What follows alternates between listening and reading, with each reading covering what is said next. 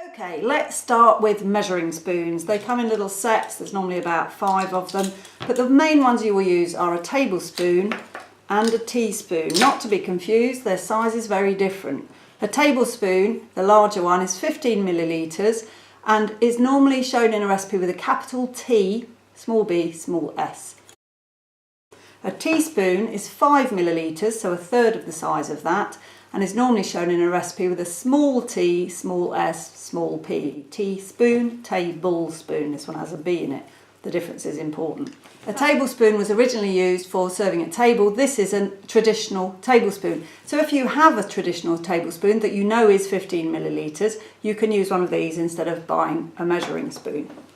A traditional teaspoon is 5 millilitres, but most teaspoons are a lot smaller than 5 millilitres. As you can see, this one will fill the teaspoon measure, but most teaspoons are much more shallow. So if you have a proper teaspoon, you can use that. Otherwise, you're going to need a measuring spoon. For measuring liquids, you will need a measuring jug with marks down the side. My recipes are all in millilitres. When you are measuring, make sure you put your jug flat and give the liquid time to settle. Obviously, if you have it like this, it looks like a lot more. Like this, looks like a lot less. Put it on a flat surface, let it settle, and then you can read how much you've got. Weighing scales. I recommend these very easy to use, cheap digital weighing scales. Mine are very old, the letters have worn off, but they still work.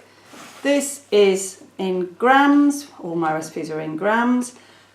You probably don't want to pour your ingredients straight onto the scale, so put a container on and then you need to zero the scales. You can see my container weighs 10 grams.